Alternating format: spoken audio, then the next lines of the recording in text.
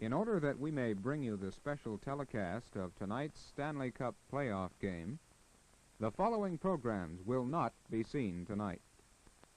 The Serial, sponsored by the makers of aspirin. The Defenders, brought to you by Phillips Electronics Industries and Simon Cigars. And The Rogues, brought to you by Kraft of Canada and General Motors of Canada. From Chicago, the third game of the Stanley Cup Finals at the Chicago Stadium between the Montreal Canadiens and the Chicago Blackhawks. Brought to you by Molson's, independent brewers since 1786. Brewers of Molson Canadian Lager Beer and Molson Export Ale.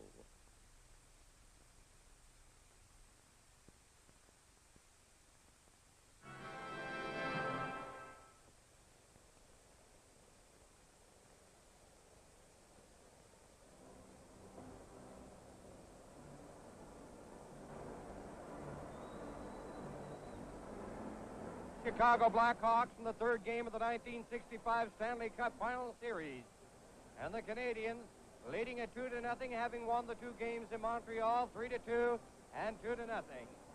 But the feeling among the Chicago Blackhawks players, reflected by their coach Billy Ray, whom we talked with just before coming up to the broadcast booth, is that they are going to win it tonight and get back into contention. And Ray points to the fact that Kenny Warren is dressed, so is Pierre Pilote. But when I quizzed Ray and asked him how much will these fellows see in the way of service out there on the ice tonight, Ray said, well, Warren may see quite a bit of service, but I'm afraid that Pierre Pilote will not be used to up.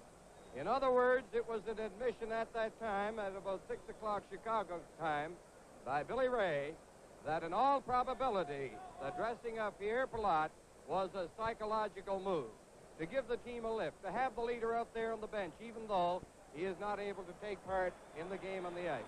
And now the teams are coming on the ice, and we'll be underway in just a moment or two. Keith? Well, they are getting organized. We're having just a little monitor trouble up here, but we'll continue on the assumption that you're not having any trouble at home. The injury parade, as Danny mentioned, Pierre Pilote and Kenny Warren are both dressed. Jerry Melnick will be wearing number 12 for Chicago tonight, and Dennis Hull, who has seen very limited service in the series, will not dress. He is in civvies and is in the building, but that's all. For the Montreal Canadiens, the same team that won the first two games in the Forum is out there. Gump Worsley in the nets, Noel Picard, the extra defenseman. And the Chicago Blackhawks, like the Canadiens in their own hometown, don't stay in the big town when they're waiting for the action to get underway. They are in a holiday mood, coming from Rockton, Illinois, a lovely lodge up there where they can relax, do a little outdoor sports of sorts, and try and get in a psychological frame of mind to come back from this 2-0 deficit. They point to the fact that they dropped the first two games in Detroit and bounced back in the friendly confines of the Chicago Stadium. And, of course, this is a tremendous big building. There the teams are getting ready, going to their various benches. They are both on the same side of the rink here. They only sit separated by the minor officials on the side opposite from us. The referee tonight is John Ashley, the linesman, Pavlich and D'Amico.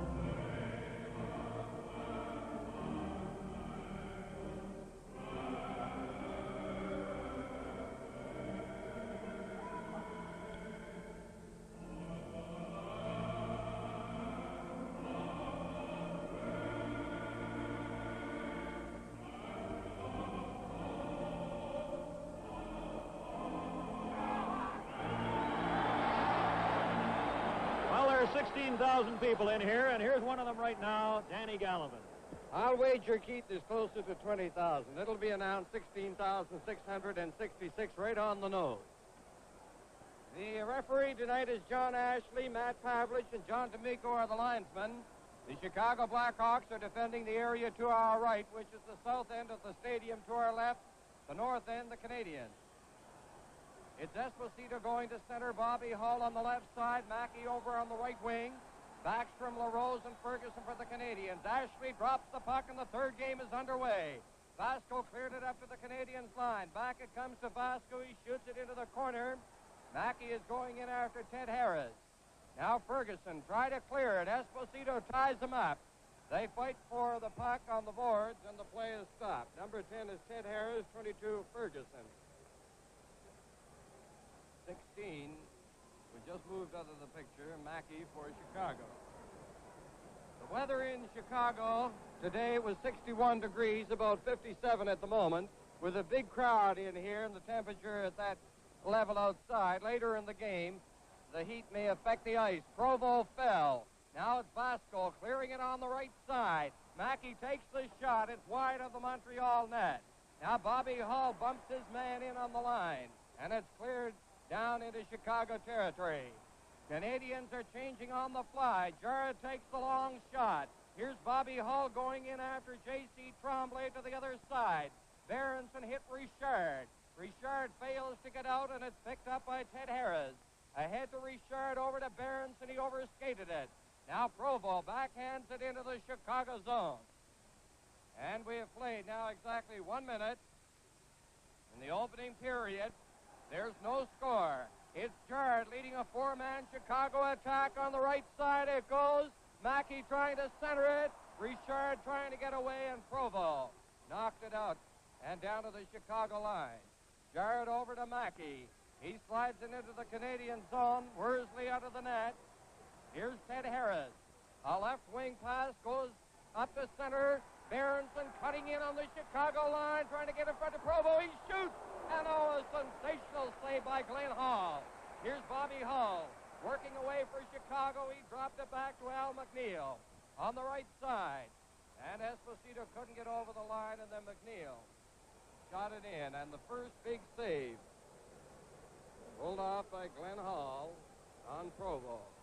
Matter of fact, it was the first shot Canadiens had on the net, and it came at the 1 minute and 30-second mark. The Hawks had bottled the Canadiens up pretty much in the early seconds of the game. Face off in the center ice area. Kenny Warren is out there. They have the scooter line together again. Makita, Mons, and Warren. Beliveau, Russo, and Duff for Montreal. A long pass to center. Duff put it on Mons' stick. Mons is coming in on the right side. He cleared it into the corner, getting set. He sent it right out in front. Here's Al McNeil shooting it right on, and Worsley cleared it. Now out comes Talbot down with Beliveau and Duff. Over the line, Talbot a backhand shot, and it was called on the offside. And the roar of the crowd. They didn't hear it. We didn't hear it. Harper's on defense with Talbot. Beliveau facing off against Makita. No score, a long drifting shot. Hall hands it off to Ravlich, who was quite a star in the first two games. Beliveau gets it. It's sent right out in front. And now Makita trying to pass it by Duff. He and Duff go in on the boards. Makita in over the Montreal line. It's centered. And Harper cleared it to Russo. Ahead to Beliveau. His pass is gloved by Makita, 21, back at his own line for Chicago. Now Russo going in after Makita, and Makita leisurely skates around the net, gave it to Warren. Warren back to Ravlich. We're nearing the 3rd minute mark here in the opening period, no score. Mons on the left wing. Ahead, Warren couldn't come up with it. Duff shoots it down to center. Al McNeil gives it off to Mons. Mons shooting it right on the target, blocked by Worsley. Now it's out over the line into the center ice area. Talbot and Warren jostled each other. Now Warren just getting out of the Canadian zone, is shot in, so they rule that an intentional offside. You know, all games in an important series such as this are big games, but naturally some are more crucial and critical than others. And when you're down 2-0 as the Hawks are, this is a must game. If the Hawks lose, they'll be dangling dangerously on the brink of elimination. And in the long history of Stanley Cup playoffs, only one team has come back from a 3-0 deficit to win, and that was the Toronto team of 1942. They lost the first 3 to Detroit, and then they came on to win the next 4. 3 minutes and 15 seconds have been played. First period, no score. Hay cleared it over to Nestorenko. He ran into Ted Harris. Ferguson gets it out over the line. Harris bumping now with Nestorenko again. Here's Jard roaming in there, and he lost his stick. Canadiens with J.C. Tremblay.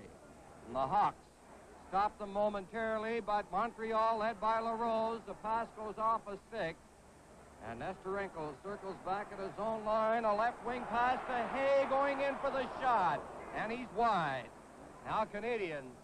Backstrom streaking out with LaRose on the right side. LaRose has it, but he couldn't get by Vasco. LaRose taken in on the boards by Hay. Here's Ferguson centering it. And Nestorenko. He starts down on the right side at center. He's in over the Montreal line. Draped in on the boards by Harris.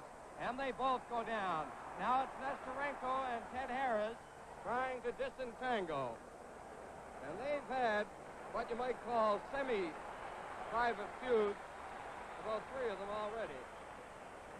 They list Ted Harris at 6'1", but he goes over 6'3", and he is a very tall, sturdy hockey player. Four minutes and 9 seconds have gone by.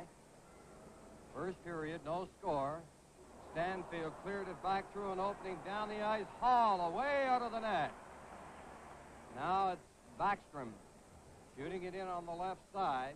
Dennis Hull has not been dressed tonight for the Chicago. Melnick is in uniform. Hay cleared it to center. J.C. Tremblay knocks it to the Chicago line. Hay trying to get away from Ferguson. Pass finally goes out to Stanfield. He tipped it to center. J.C. Tremblay to LaRose, who turns on the right side. In on the Chicago line, and he couldn't get by Vasco. Here's Hay. A pass over to Nestorenko. Nestorenko trying to go in, and Ferguson got it. And cleared it to center. Stanfield over on this side of Vasco. A long shot knee-high. Worsley handing it off to Ted Harris. He ran into Nestorenko again. Now here's Jard trying to get in for the shot, and it's wide. Stanfield goes behind the net. It's cleared. Provo taking it on the right side. And he knocked it down to the Chicago line. Vasco, a pass off Stanfield's stick. Provo is coming in on the line, drops it back, and Berenson was going the other way. Now Richard intercepts a pass into Berenson. Berenson cutting in on the right side. Back to Richard.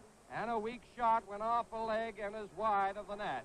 Here's Vasco working his way out for Chicago. Ahead to Bobby Hull. And he was stopped there by you-know-who, Provo. Provo to Richard, the shot. And it was wide.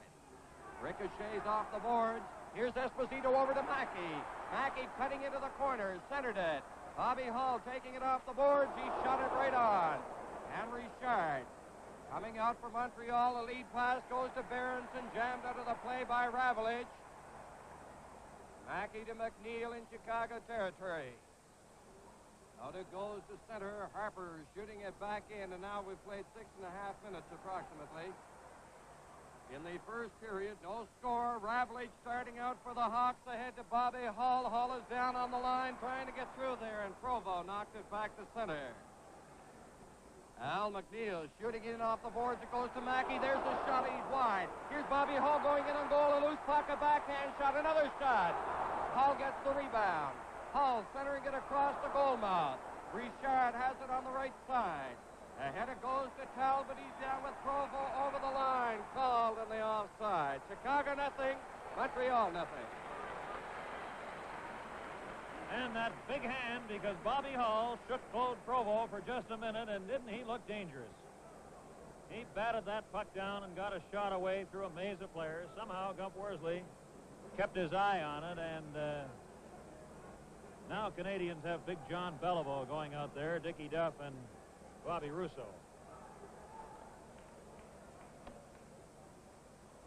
Vasco from the faceoff. Ahead to Makita. He and Duff both missed it. Cleared in by Beliveau. Now in goes Russo. Vasco played it on the boards to Warren. Warren trying to get away from Russo is dropped back to Vasco. No score here in the first period. We've played now 7 minutes. Off the boards it goes to center. Tremblay clearing it back in. There's a pass to Mons. Mons got away from Russo, lost it to Beliveau. Beliveau back to J.C. Tremblay. He tends that pass for Duff. Jarrett clearing it out. Now a loose puck is picked up by Ted Harris. He couldn't get in. Warren coming up on the left side. There's going to be a penalty here to Russo.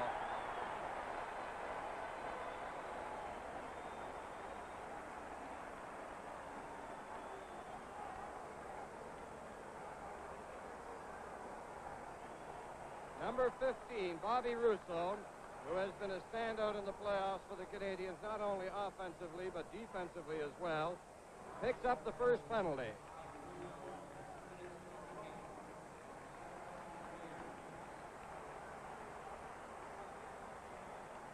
.7:23, and Pierre Pilote, the captain, the man upon whom the Hawks looked for the leadership, who was sorely missed in the first 2 games in the series. He's out there now. It's Makita, Warren, Mons, Hull, Pierre Pilote. Pilote turning back at his own line. Talbot trying to get it. Now it's up on the left side. Mons ahead to Makita. He rolled it in over the line, and Ted Harris shoots it down the ice. It's Talbot and Roberts up front in a penalty-killing role for the Canadiens with Harris and J.C. Tremblay on defense. Bobby Hull leading the attack. A long right wing pass to Kenny Warren down to the Canadiens line. He ran into Ted Harris. Now Pierre Pilote goes in there against Harris, and there's going to be a penalty. Pierre Pilote is going off.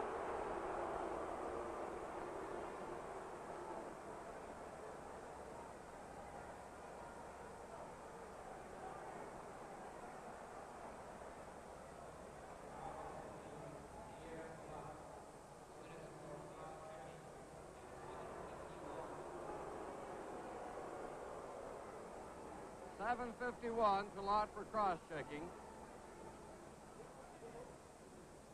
And the manpower advantage for the Hawks was neutralized very quickly after the penalty to Russo after 28 seconds. Ted Harris ahead of Richard. He couldn't get it. Now then Al McNeil turning.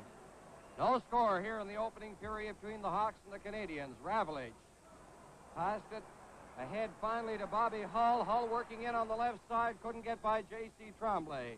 It's Provo for Montreal. He takes the shot off McNeil's stick, and it ends up well in among the spectators down there behind Glenn Hall. And souvenir land here in the Chicago Stadium, incidentally, for fans in Toronto and Montreal, every seat's a red seat. There are no color distinctions, but there's a definite price range distinction as you work up. Glenn Hall in that again tonight for Chicago.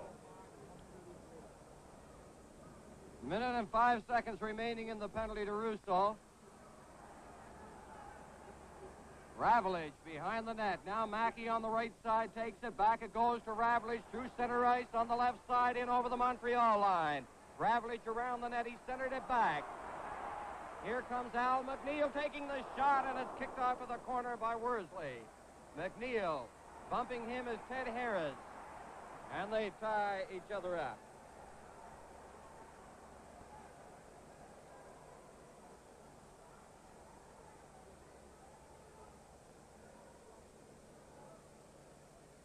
.44 seconds left in the penalty to Russo.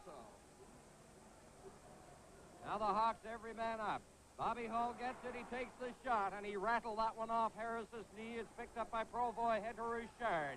Here's Richard digging in on the left side. Jammed into the boards. Gets away from Mackey. Now Ravlich is after him again. And there's going to be a penalty here, I think, to Ravlich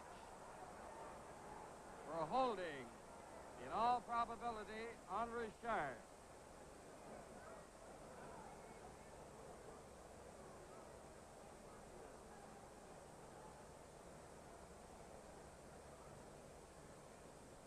Number 5, Ravlich.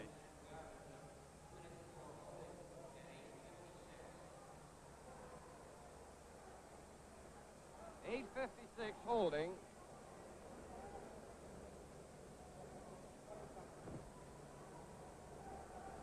.27 seconds, and then Russo will be back. And 28 seconds after that will be Pierre Pilote. So for 28 seconds, the Montreal Canadiens, they have the advantage of 2 players right now. They have the odd man advantage. Face off to the left of Glenn Hall. Back it goes to Talbot. Into the corner. Cournoyer couldn't catch up with it. Here's Vasco backhanding it off the boards to center ice. The Hawks almost got a break there. Makita.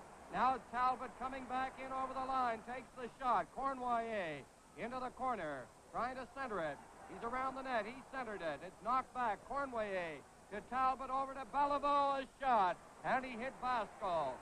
Provo centering it in front. Now it's cleared. Russo is back on the ice. And it rolls down into Canadian territory. 18 seconds left in the penalty to Pierre Pilote and the Montreal Canadiens coming up. Russo going in for that pass. Vasco takes it in on the boards in the corner and gets a whistle.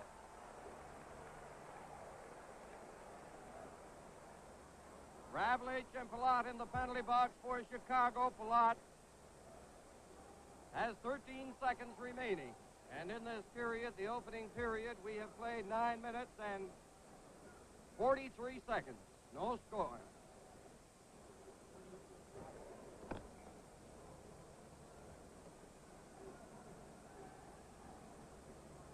Beliveau, Richard, Cournoyer, Russo, and Talbot.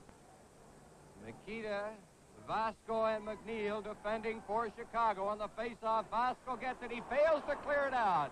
Here's Beliveau back near the point. He's cruising. He passes it back to Talbot, winding up for the shot. Richard in the corner. Now back on the ice, Pilote. Here's Beliveau shooting it. Another shot by Russo right in front, and Cournoyer shot it wide. Cournoyer back to the point. Here's Makita coming out with Pierre Pilote. Makita going down, and he couldn't get by Bobby Russo. Richard back with Beliveau, takes the pass, and Cournoyer was offside on the right wing.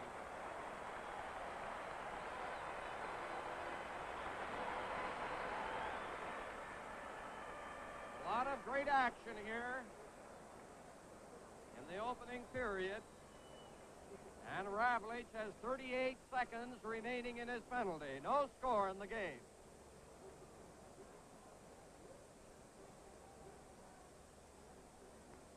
Richard, Beliveau, Cournoyer, Russo, and now J.C. Tremblay is out for Montreal.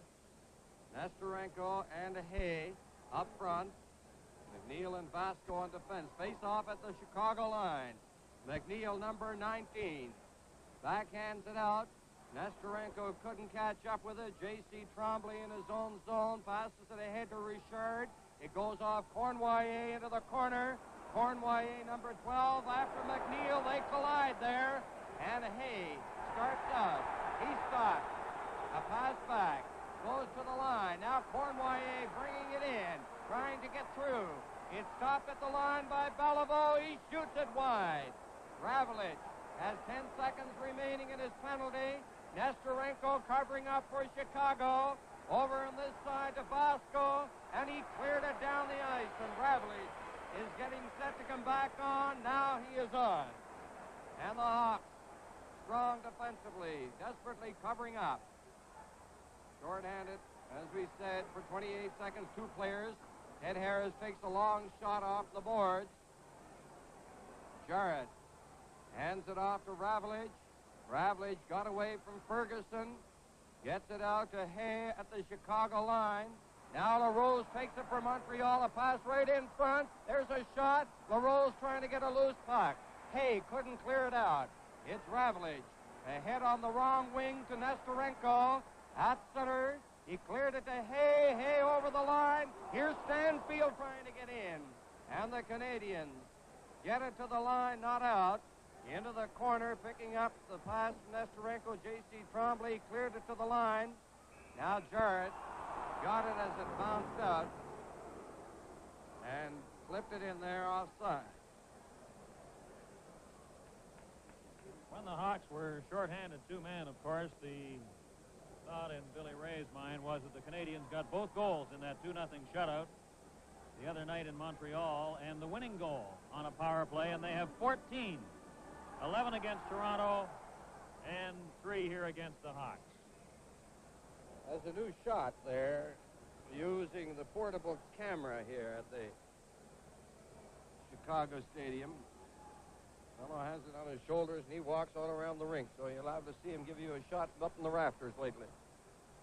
Now here's Esposito, a backhand shot. It goes to the corner. Ted Harris is in there covering up, clears it. Bobby Hall traps it in the corner, checked by Provo. Canadiens Richard. Ahead to Berenson, back off Richard, skate into the corner. He goes in there with McNeil, and they tie it up and get a face-off in Chicago territory. Still awaiting the first goal of the game, 0-0. 12 minutes and 18 seconds have been played in the opening period.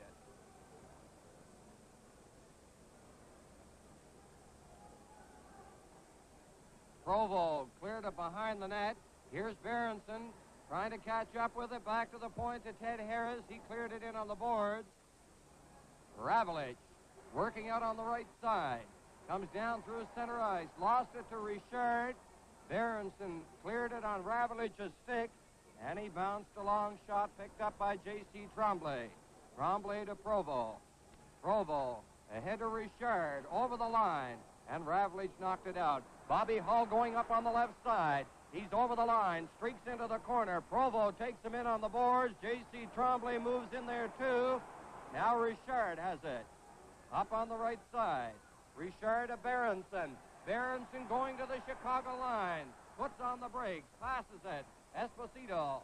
Ahead it goes to Mackey. He couldn't get by Provo. Provo for Montreal in over the Chicago line on the left side. Back it goes to Richard, a backhand shot. And he hit the side of the net.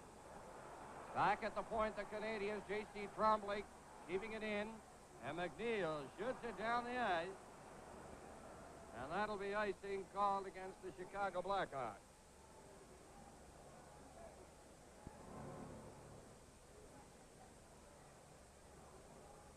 Skating back there with tremendous alacrity.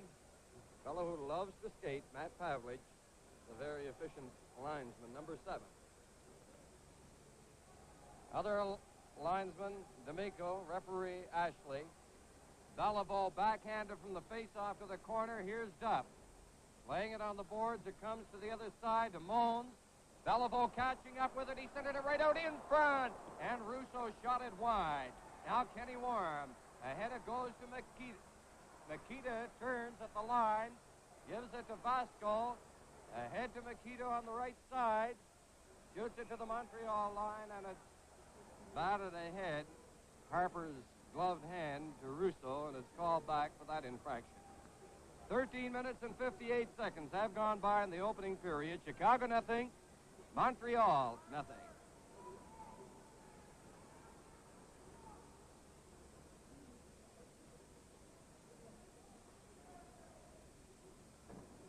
Harper cleared it to center, shot in by Vasco.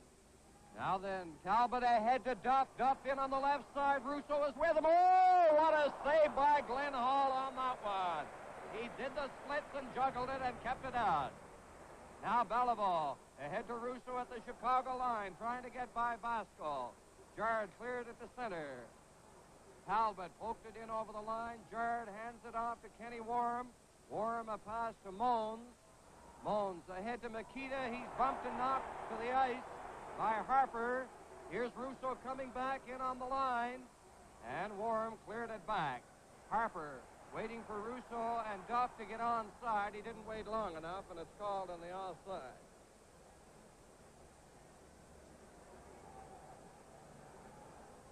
And there will be a change of players for both clubs. You know, this is a sports story-studded stadium, the Chicago Stadium. During its 37 years of operation, it has been the scene of some great hockey moments, of course. Heavyweight championship fights have been staged here. And perhaps the first time they've ever played an indoor football game was here. Now J.C. Tremblay shoots it in over the line. McNeil fanned the first time, made contact with the puck high in the air, got it out to center. Ted Harris cleared it in. Al McNeil, he lost it there to LaRose, and LaRose's shot was wide. Here's Ferguson trying to center it. Hay, number 11 for Chicago, plays it on the right wing to Nestorenko. He shot it down the ice, and the Chicago Blackhawks will be called in all probability for icing once again. Yes, less than 5 minutes remaining now in the opening period, 4 minutes and 50 seconds, and there is no score. That indoor football game they had here was when they had a blizzard in 1932, and the Chicago Bears played Portsmouth Spartans, and they played on an 80-yard, especially designed field. Now the face-off to the right of Hall. Hay shoots it out over the line. J.C. Tremblay clearing it back in. Offside.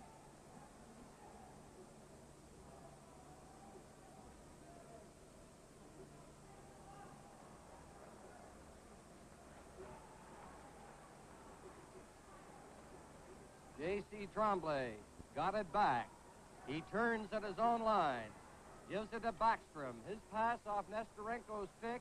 Ted Harris cleared it in over the Chicago line, and it's Ravlich. And it was almost intercepted by LaRose, but the Hawks start down there, stopped by Backstrom, coming in with LaRose over the line.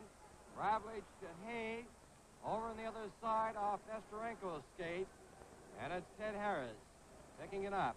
Now on the right side, here's LaRose going right in and goal, and he shot that one wide. Moans ahead to Makita. He's bumped and knocked to the ice by Harper. Here's Russo coming back in on the line, and Warren cleared it back.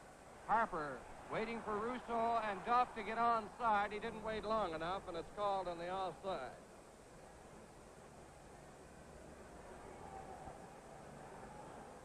And there'll be a change of players for both clubs. And all this is a sports story-studded stadium, the Chicago Stadium.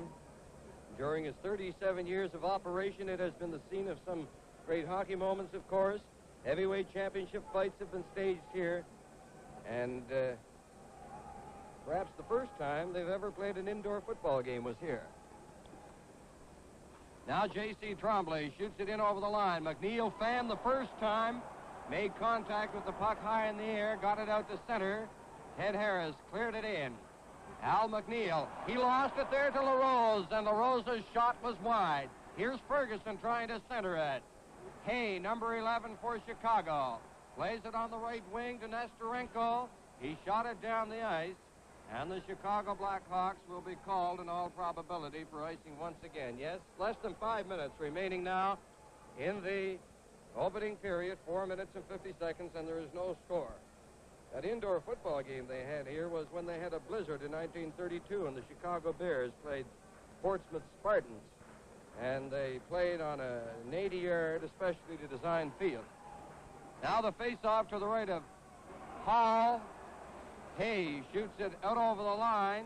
J.C. Tremblay clearing it back in. Offside.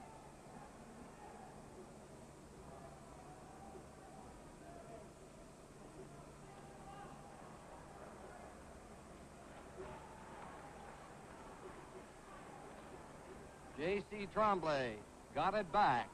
He turns at his own line. Gives it to Backstrom. His pass off Nestorenko's stick. Ted Harris cleared it in over the Chicago line, and it's Ravlich. And it was almost intercepted by LaRose, but the Hawks start down there, stopped by Backstrom, coming in with LaRose over the line.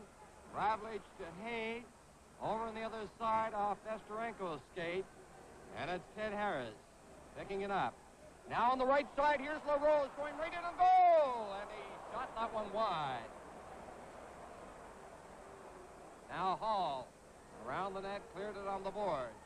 J.C. Tremblay keeps it into the corner to LaRose. LaRose to Backstrom. It comes to the side of the net, and Hall got it there.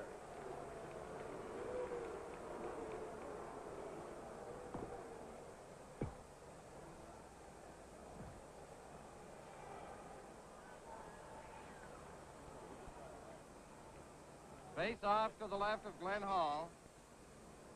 We have Richard on now with Berenson and Provo for Montreal. Esposito, Hall, and Mackey. Pierre Pilote is on for Chicago on defense with Vasco. Now here's Mackey through center ice, coming down with Bobby Hall. A pass over the line. Harper cleared it out. Pierre Pilote taken in on the boards by Richard. Esposito coming in on the line. Offside. Richard got a high stick in that scuffle with Pierre Pilote on the boards. And you hear a ripple of derision emanating from the Chicago supporters, level toward the linesman who made that call, and the point is being argued by number 16, Mackey. But they're all set for the face-off at the Canadiens line. It slides into Gump Worsley. No score here in the opening period. Harper gets it out. Vasco knocked it back. Now here's Bobby Hull. He's poke-checked by Harper. Berenson ahead to Richard over the line. Pierre Pilote got it, and it was a delayed offside whistle. The accent has been in this series to a large degree on defensive hockey, close checking. And they have not had real good scoring opportunities. Now Bobby Hull is coming down. Talbot, number 17, after him. Provo cleared it out. Pierre Pilote over to Vasco, number 4. He shoots it into the Canadian zone. Worsley is out of the net. Hands it off to Berenson. He's bumped by Esposito. Now on the right side, Provo catches up with it. Out over the line. Ahead to Richard. He was bumped by Vasco, and Bobby Hull is back there for Chicago. And again offside in delayed manner. 2 minutes and 45 seconds left in the opening period. It goes to Berenson. He backhands the shot right on. Pierre Pilote with Richard taking him in on the boards. Berenson moves in. Mackey is in there for Chicago. He comes up with it out over the line with Esposito and Hull. Mackey in on the boards trying to center it. Bobby Hull goes to the corner, back to Mackey. And he couldn't get a shot. There's another shot right on. And it was stopped on the short side or at the side of the net. On that drive by Hull, it was cleared down the ice. Back forward goes Pierre Pilote. No icing. Pilote was able to play it, and then he shoots it down the ice. Harper, number 19, moving down. He gets it intercepted by Bobby Hull. Here's Hull. Knocked off his stick by Talbot. Hull into the corner. And goes to the other side. There's going to be a penalty here. Provo, who has been the cover, the check on Bobby Hull in this series. And he has done a masterful job. But he was covering Hull that time while committing an infraction.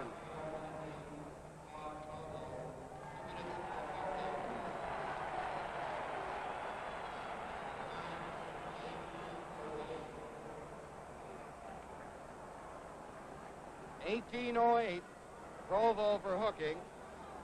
Face-off will be in Montreal territory.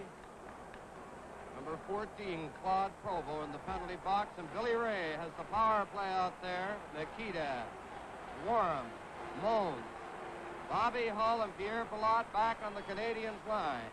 In the face-off, into the corner. Here's Nikita, working from the corner. He centered it out, and it goes to Roberts of Montreal, and he shot it off the boards down the ice. It's Roberts with Talbot up front as penalty killers for the Canadiens. Ted Harris and J.C. Trombley on defense playing up. Now Chicago, led by Makita. They're out over the line. 4 of them at center. Makita's in over the line, dropping it back to Mons. A shot. It's wide. Talbot has it off the boards, and he shoots it down the left wing. And we have a minute and 15 seconds remaining in the first period. Bobby Hull dropping it back to Pierre Pilote. Pilote to Hull. Back to Pilote. To Hull again. Now Hull circling at his own line. It's passed and knocked back down the ice by Roberts. Here's Hull trying it again. Up on the left side. He's over the line. Fakes the shot. Back to Moons. It's right on the target. And Gump Worsley goes to his knees with Kenny Warren streaking in there looking for a rebound. And we have 54 seconds left in the period. Minute and 2 seconds left in the penalty to Provo, and Henry, one of the real artists at scoring goals, comes out to take over from Doug Moans on left wing. Face off to the right, Gump Worsley. Now it's back, it goes to Pierre Pilote. Pilote takes the shot, wide. Talbot chops it down the ice, and the Hawks move back after it with 42 seconds left in the period. Pierre Pilote slides a pass to Makita. Makita coming out over his own line, got away from Talbot. He's down to the Canadiens line, in toward the corner. Talbot takes over. Now Kenny Warren gets it back to Pierre Pilote. Here's Pilote into the corner to Warren. Warren working back near the point. Passed it back into Pierre Pilote. Makita back to Pierre Pilote. He's jammed out of the play by Ted Harris. Here's Makita trying to get right in front, and he passed it behind the net. And it's taken on the right wing boards by Roberts and shoots it down the ice. 2 seconds remaining in the period. And now the period is over. And so the score at the end of the first period, Montreal nothing, Chicago nothing. This game is coming to you from the stadium in Chicago.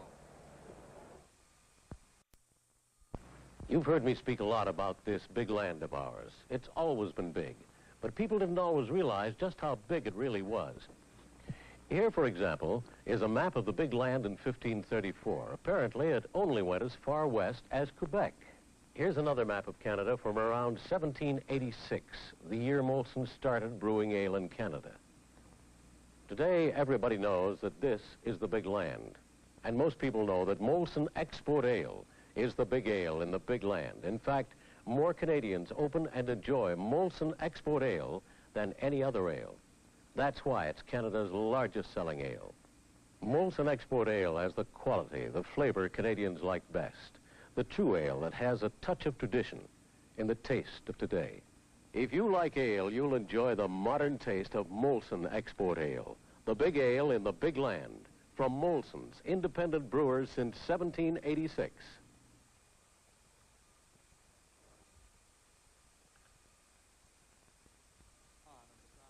Bobby, first period's all over, no score, and a close hockey game. How about some opinions on what's happened?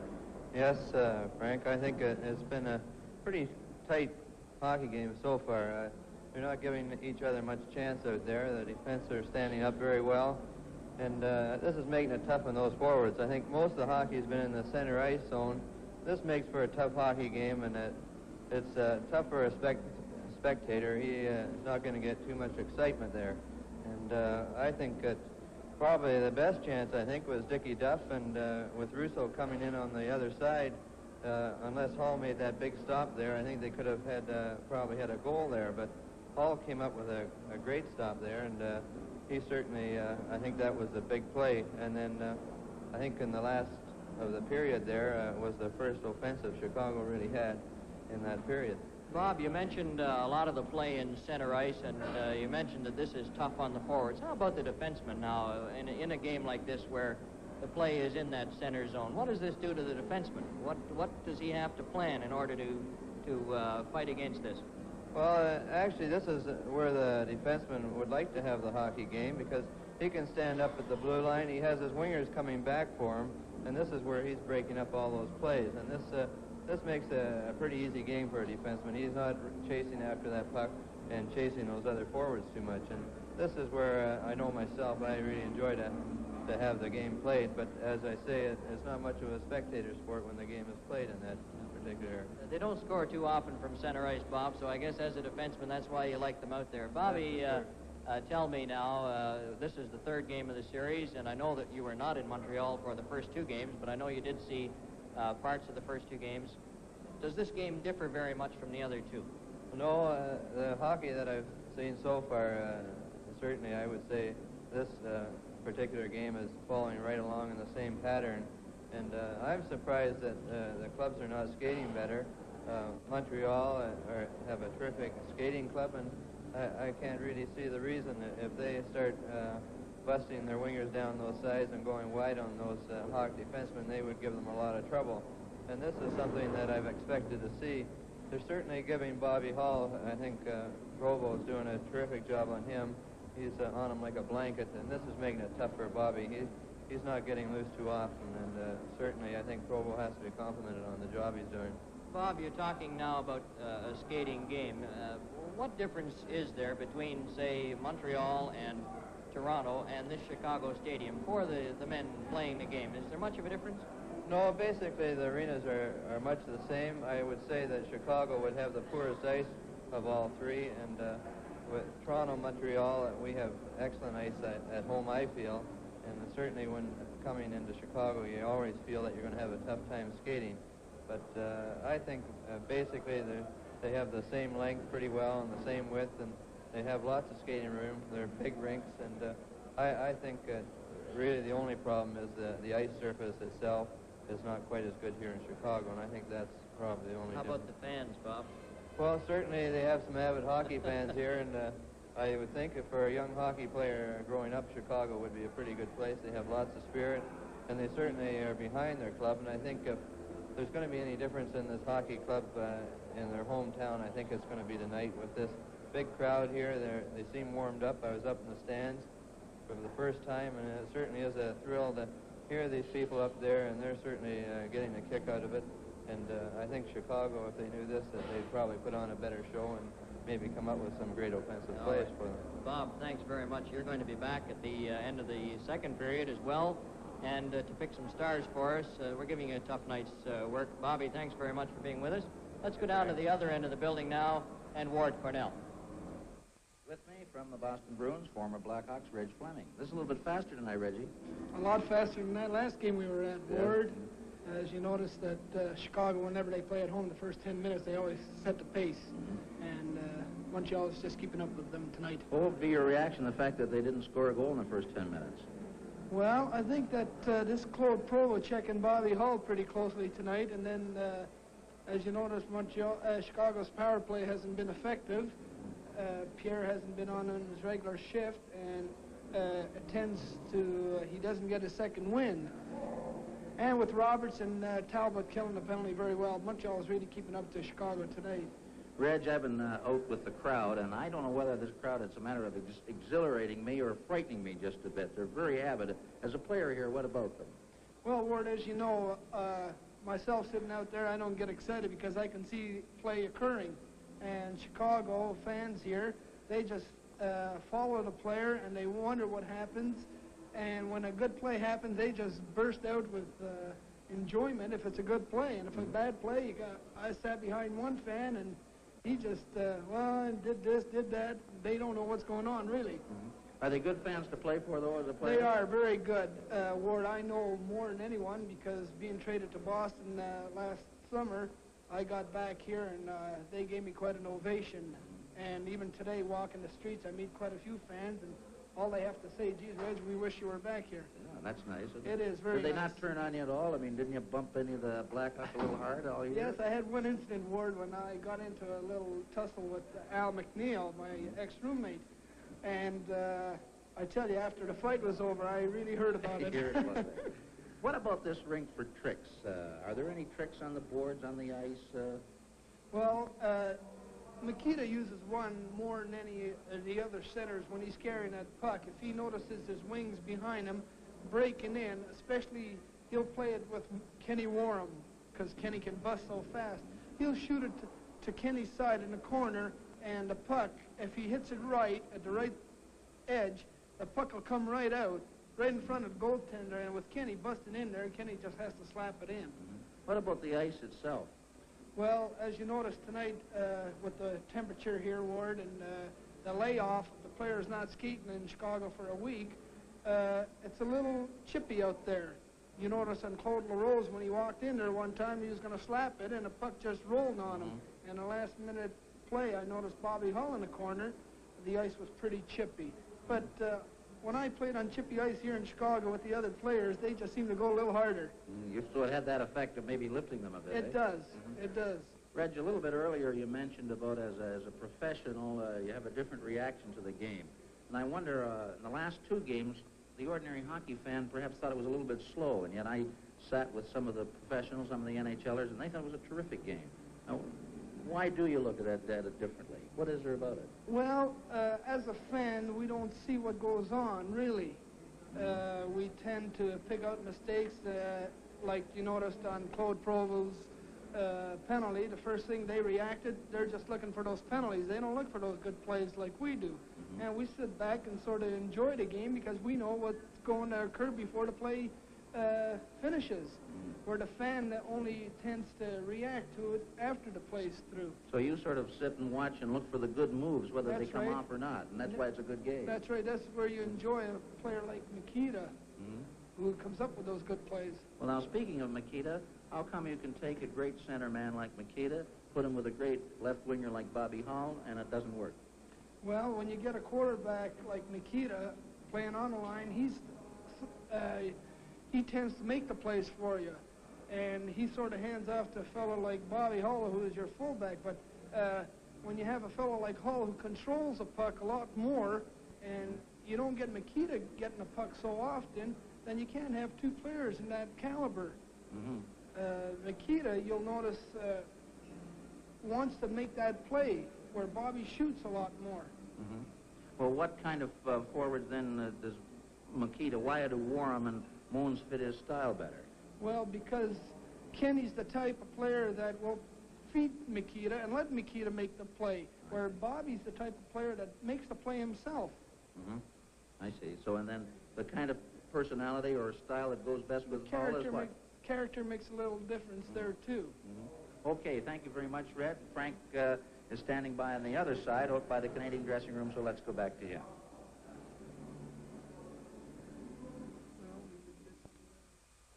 Thanks very much, Ward. Very happy to have with us now George Retzlaff, the producer of the Toronto Hockey Night in Canada telecasts. George, this is a very unusual situation for you. You're always behind the camera. Tonight, for the first time in 13 years, you're in front of it. How do you feel about it? Well, I know how you feel now, believe me. But it's nice to sit here with you. George, we've been, this afternoon, we were kicking around a few things. What could we talk about from the producer's point of view? What is involved in putting a hockey telecast on the air? What is Gaston Dagenet, who is producing this telecast tonight, what's he going through in the truck out behind the building? Well, I happened to stick my nose in the truck just a few minutes before the intermission started. It's pretty hectic out there. And I think he has more of a problem than I do in these telecasts because he controls both the French and the English telecast, which, you know, you try to make 2 into 1, and I think he does a tremendous job. I don't know how he does it, because I know that... Well, he speaks French. That helps. That helps, yes. George, from the letters that you get in Toronto and the ones that we get in Montreal, I know that the hockey fans wonder why there are differences in television coverage from city to city. Let's talk to an expert in year one. Why? Well, the main problem is the situation as far as the various stadiums is concerned, where you geographically set your cameras. Each stadium is different around the circuit. First of all, in Toronto, we have what I think is pretty ideal in television coverage. You in Montreal have more of a problem in that you can't get the lower angles that we do, yet you can get ice level shots that we don't get. Here in Chicago, as people will notice, the majority of shots are pretty high up in the rafters. Boston and New York have their own problems, which we haven't seen in the last few years, as you know, but we did see them in the early years of television. So that, you know, from the viewer's point of view, I know they get a little frustrated in not getting the coverage that they want. But this varies as far as the stadia are concerned, and also, I think, as far as the individual producer is concerned, he has a method of shooting his own game, too. Well, everybody works a little bit differently. Definitely. But the big thing I would imagine, George, is the difference in the locations of the cameras. Very much so. Now we're here in Chicago, and while this is basically a CBC television production, you are using the facilities of an American station. That's right. This must create some problems. Well, yes, and that we worked with this crew here in previous playoff games, but they will do, say, a game once a year, and I don't care what, how good a crew is. We have this problem, I know, in Montreal and Toronto, that it takes a couple of games for your crew to get accustomed to doing not only covering the hockey, but doing it the way the producer wants it done. It does make a difference. George, we've got about 2 minutes or so, and I would think that people have been watching here kind of an unusual camera shot. I think they call it a creepy peepee. Isn't that true? That's right. Well, it's directly behind us, and if you and I would take a walk up to the other end of this alleyway, we maybe will give the people an opportunity to see what can be done with a mobile camera. Fine. First time it's ever been used on a hockey telecast, so follow us this way. Come on, George, and be right with me. Tell me, George, while we're walking along, what is the basic difference between this type of camera and the one which is following us behind? Well, naturally, it's a lot more mobile. It can get into places that something that is on a dolly cannot. I'm sure that once it's perfected to do coverage as far as weight and using a zoomer lens, that it'll replace a lot of the existing cameras that we have. All right, George, step right over there so that the camera can follow you up. Right here. There you are. Now, down the stairs at the creepy peepee. Yeah, he's just coming up here. There he is. Now, this is something, George, which I mentioned has never been done before on hockey telecast, to my knowledge. Is that the same as far as you know? And what about the potential of something like this? What are you going to do with it in Toronto when it's developed? Well, I hope that we get one in Toronto real soon. I think we can do an awful lot with it. I hope that the people that run the NHL realize that we want to, invade what they call a little bit of the privacy, because the audience wants to get in behind the scene as well, and I think that this is something that the fans deserve. So you get in a sort of a tense situation like this, a playoff situation. I don't think that the players are bothered by a camera being behind them or not. I think this is just something that the coaches who have the time to look around, they think that this might bother them, but I don't think this is... I have a feeling, George, the players don't even know that there's a camera there. No, I don't think so. Now, we talked before about letters. I know from the people who wrote to me, they think that the videotape highlights of the goals in the first period are wonderful. They've asked, why can't these be done in slow motion? We're talking about creepy peepees and an innovation in television. What about slow motion highlights? Well, this is a method that is just being perfected. We are very interested in using it, and I'm sure that we will in the future once it is perfected to our satisfaction. I think this, again, will give the viewer something added to enjoy the game. Talking about enjoying the game, it's time. The players are coming back. Thanks very much, George. In just a moment, Danny Galvin, play-by-play of the second period of this game from the Chicago Stadium.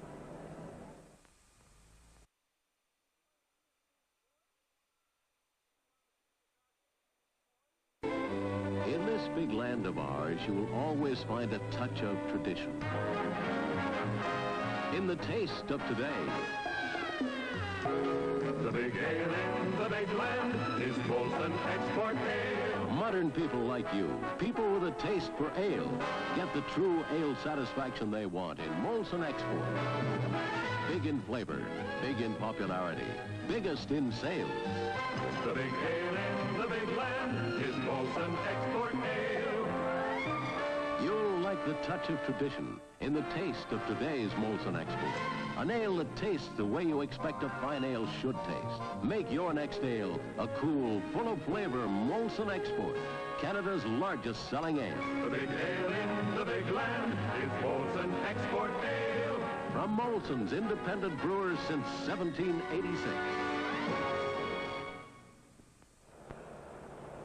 Teams are back on the ice. They are fixing the mesh to the right of Gump Worsley, and that is holding up the start of the second period, and they've been doing that for about 5 or 6 minutes now, and unless it is a super major job, we should be underway within a minute or so. In that first period, and there was no scoring in the first period, Chicago outshot Montreal 9-5.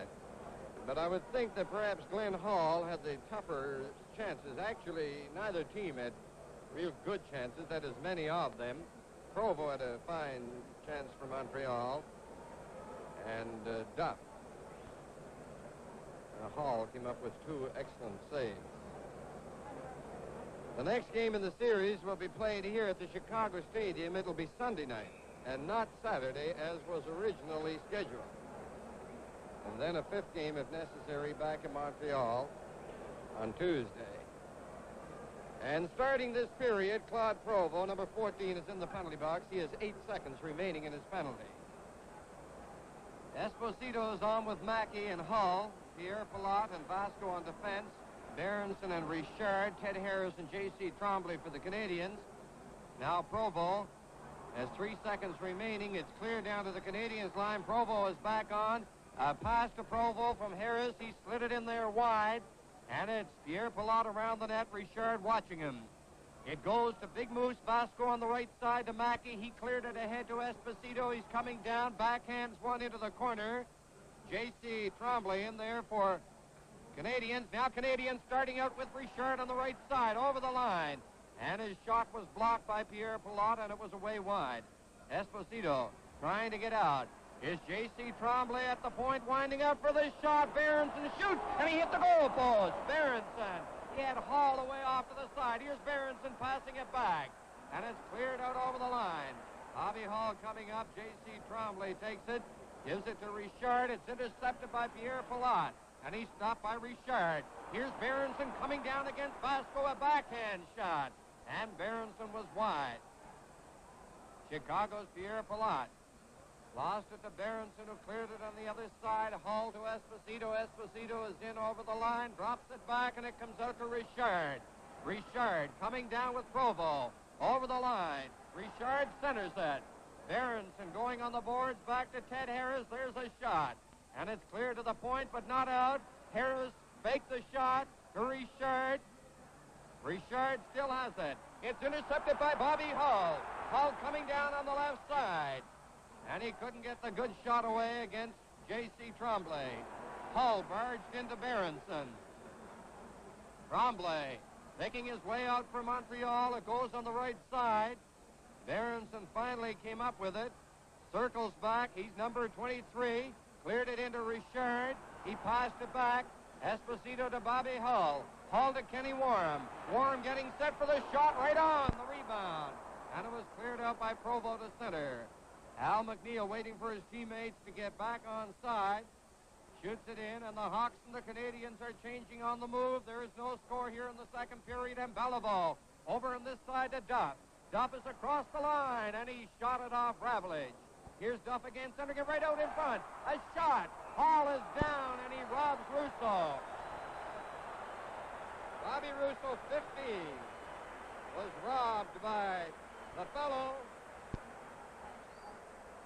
upon whom they have tagged the appellation Mr. Goalie here in Chicago. Canadiens, every man up for the face-off. 3 minutes and 25 seconds have been played. Second period. Now Kenny Warham shoots it in over the line. And it's Talbot, 17, there for Montreal, lining up with Duff and Beliveau. Out it goes. Russo couldn't catch up with it. He's down after Al McNeil. McNeil into the corner against Russo. McNeil slides it ahead. No one could get it. Down the ice it goes. And Talbot touches it. The Hawks are called for icing.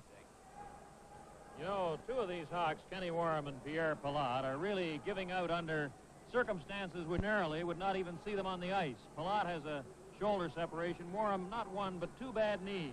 But the North Bay Nugget is out there moving around. Face-off to the left of Glenn Hall.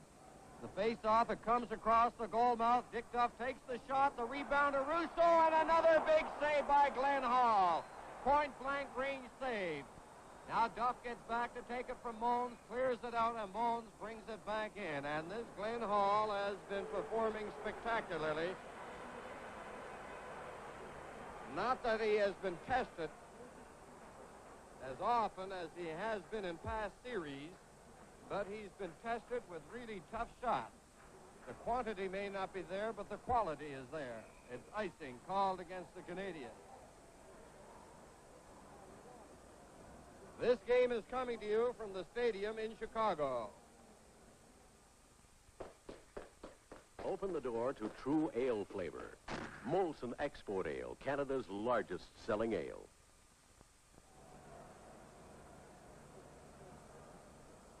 Chicago nothing, Montreal nothing.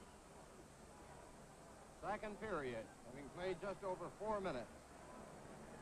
Into the corner, Backstrom trying to get away. After him was Stanfield. Harris now plays it on the boards. Pierre Pilote backhands it in.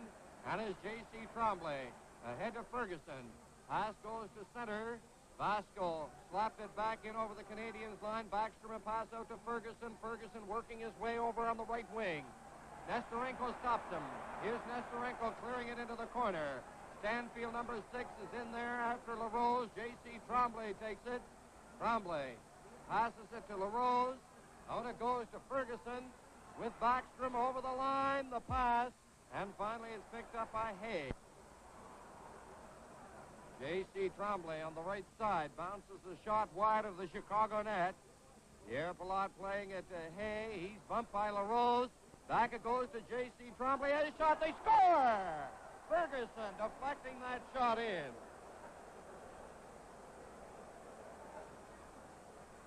And now, if we can have the replay, we can't see it here, but it'll be shown in Montreal.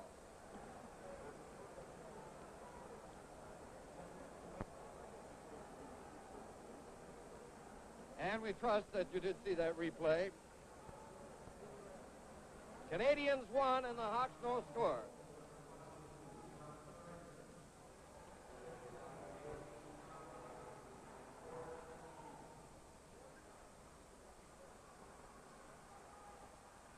J.C. Tremblay getting the assist at 4:16. Now over the line, it's Esposito. Back to Bobby Hall. There's a passer right across the goal mouth from Mackey.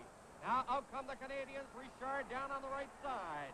He drifts a high shot over the glass, hit him on the spectators, now behind Glenn Hall. That scoring play at 4:16. Ferguson, his third playoff goal. J.C. Tremblay assisting.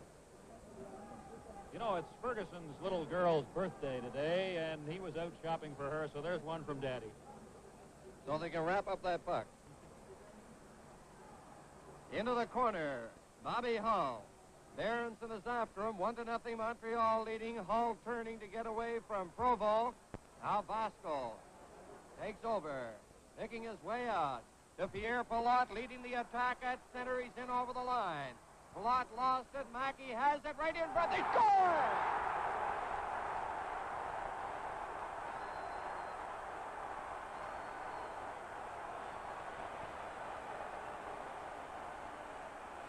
Now the replay.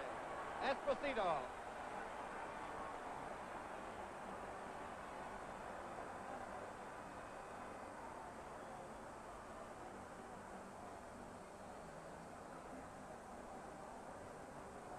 Now Canadiens argue that Esposito was in the crease, and Ashley points to center ice, and the score is tied 1-1. Esposito with Mackey and Hall likely to get the assist. Gump Worsley is infuriated. He's down there in front of that penalty bench, and Ashley is warning him. Gump Worsley will have the announcement on the goal. Esposito, number 7, that fine young center from Sault Ste. Marie. A graduate of the Central Pro League. There's Gump Worsley getting back into the net. And you know, Gump no doubt at times when he was toiling in Quebec, having lost for all intents and purposes his job,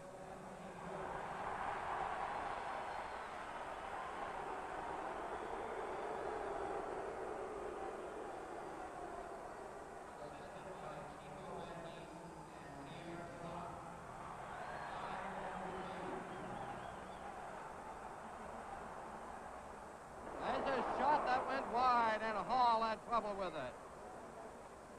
So it's tied 1-1. Here's the Golden Jet starting out for Chicago. Winds up for the shot, and a booming shot was wide. Mackey goes in on the boards, tries to center right out in front to Esposito, scrambling from the net. Here's Esposito getting set, another shot. And Mackey around the net, he centered it. And Berenson cleared it down the ice. And the Hawks have caught fire with that goal by Esposito. Icing called against the Canadiens. And this crowd, for about the first time, getting something to really cheer about. The goal at 5:03 Esposito from Mackey and Palat. There you see Gump Worsley. We started to tell you that when he was in Quebec, no doubt he had thought that he would never get back into the NHL. But the wheel turned to complete revolution, and he made the most of Charlie's tough break, as Charlie had cashed in on Gump's setback 1 year ago last October. Now they have to do it all over again. And now Worsley is fashioning perhaps his finest hour in 16 years of pro hockey. First time in the Stanley Cup Finals. Now the Hawks is Ravlich, clearing it to Mikita. Into the corner goes number 17, Kenny Warren. Back to the point, it goes to Ravlich, a bouncing shot. Beliveau takes the lead pass. He's down to the Chicago line. Beliveau centering it, and it comes over on the right wing. Nikita failed to clear it up on the wing. Al McNeil, number 19, ahead to Doug Moans. Moans rolls it out over the line, and Russo knocked it back in.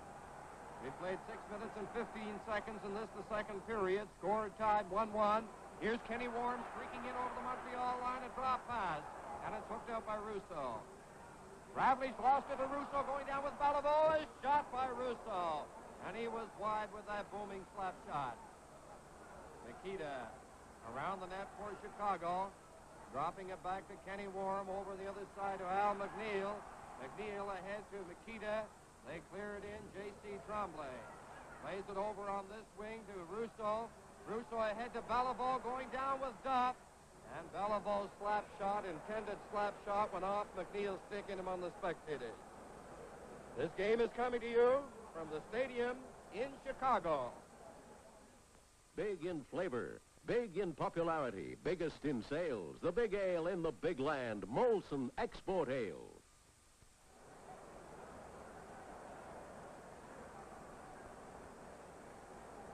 Face off. Just in over the Chicago blue line. LaRose takes it, trying to get it in front. Backstrom couldn't pick it up. Nesterenko ahead to Melnick. Melnick out there for the first time. Cleared it in. Now Melnick gets it. He centered in front. Nesterenko couldn't get it. Falling on the ice, Ferguson. He cleared it to Backstrom. Backstrom around the net. Gathering speed. Out to center. Lost it there. Now Hay finally gets a loose puck, plays it over this side of Vasco. On the right side, it goes to Pierre Palat. And Talbot takes over for Montreal. Hay stopped it off the boards. The shot, he gets it back again, and he lost it. Talbot ahead to Backstrom, down with LaRose in over the line. It's centered to Ferguson, but it was behind him. Nesterenko with Melnick, who takes the pass back to Nesterenko. Into the corner, he falls. Talbot covering up. Puck goes loose around the net. And it's Harper. Ahead to Backstrom. Stopped there by Hay. Hay waiting for Nesterenko to get onside. Here's Pierre Palat going up. He turns around. Palat centered it across the goal mouth. A loose puck in front. On Hay. And the Canadiens, hard pressed at this point, clear it down the ice. Worsley coming up with a big save on the Red Hay. Now Hay on the left side. Shoots it into the Canadian zone. Nesterenko going in after Ferguson. Nesterenko passed it. Talbot gives it to Backstrom. They fail to clear it out. Here's Melnick. A loose puck, and it's Harper. Down on the right side. Ahead intended for Backstrom. Down the ice it goes. And Ravlich takes over. We've played 8 minutes and 15 seconds in this, the second period. Score tied 1-1. And they're changing on the move. Al McNeil Fake pass, gives it to Hall, held ahead to Mackey. Mackey cutting in on the wing. A pass goes to Esposito. He takes the shot on the short side. Now in front it comes. Berenson takes it back in on the board. Around the boards, Al McNeil stopping it. Over on this side, Bobby Hall against Ted Harris. Number 16 is Mackey. They fight for possession. Hall gets it. Hall taking the shot. And it goes off a leg to the corner. Provo failed to clear it out. Now Provo lost it. Esposito centering it. And from the corner, it's Ted Harris for Montreal. Ahead to Berenson. Berenson is in over the Chicago line. Puts on the brakes. He centers it. And Richard was covered. Now it's passed back. Richard to Berenson. Back it goes into the corner to Richard. And the Canadiens taking their turn. Bobby Hall picking it up. He's down with Esposito. Hall over the line. Over to Esposito. Back to Hall. Contact in front of the net. In center ice. Ravlich has it for Chicago. In it goes on the right side. Didn't go over the line. Mackey brought it back in with Esposito stranded. And this is probably the best hockey offensively of the series here in the second period. Score tied 1-1. And a big appreciative hand. Boy, you believe it, that Pierre Pilote is adding a lot of ginger to this organization of the Chicago attack. They say he can't lift his arm above his shoulder, but he's doing very well the way he is. Dick Duff starts in on the Chicago line, cutting in on the right side. He tried to center it, and he was taken in on the boards heavily by Vasco. Score tied 1-1. 10 minutes in, 10 seconds have been played. Beliveau coming in, and his shot goes to the corner. Doug Moans ahead to Makita. His pass stopped by Ted Harris. It tipped to Russo. He couldn't get it. Beliveau tried to clear it. Ted Harris shoots it in on the left wing boards. The number 24 Chicago. That's Jarrett. Jarrett's pass, intended for Moans, goes down the ice. It hit a stick, so there's no icing. J.C. Tremblay tried to set up Russo with a long one. And it's Vasco back in Chicago territory around the net, gathering speed, got away from Beliveau over the line, cleared it ahead. Makita's over the line. Here's Makita getting set. The rebound right in from the net. Worsley is down. They poke away at it. And finally, the whistle goes. And the crowd did not like that call by the referee stopping the play. And Makita, number 21, arguing the point with Ashley. As Worsley, who was not tested too much in the first period, has to come up with big saves here in the second. And, of course, in this period, a Hall started up by making the big save on Berenson. And then Russo. Finally, the Canadiens got a goal, and then the Hawks came back to tie it. And since Esposito's goal, the Hawks have been flying. Score tied, 1-1. The face-off, it's back to the point of Jarrett. Jarrett shoots it, it's wide. Worsley cleared it off on the left wing. Ted Harris ran into Worm. It's cleared out over the line. A pass goes to Russo. Russo on the left side of Beliveau. Beliveau couldn't get by Jarrett. Worm knocking it out over the line. Ted Harris. His pass knocked down by Moans. Beliveau flipped it. Moans follows up. He's in on the line. Moans going to the corner, getting set. He cleared it around to the point to Jarrett. Jarrett bouncing in there. Canadiens with Beliveau over the line. Now Bobby Russo picks it up. He's going in. And he got away from McNeil's check. McNeil went down, and then there's going to be a penalty here. Beliveau. And bodies were flying with reckless abandon there. Beliveau draped his arms around McNeil, taking him into the corner. And Big John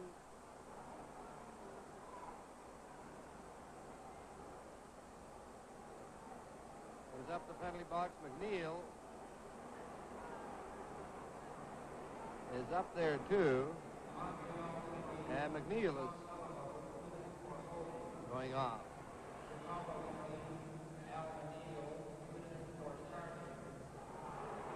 So McNeil actually had picked up the first penalty as he charged across the ice to get just a piece of Russo.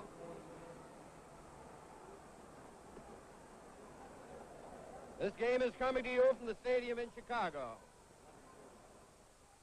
I like Canadian lager beer. I'm for export ale. Canadian. Export. I know. We can get both in Molson Pleasure Pack.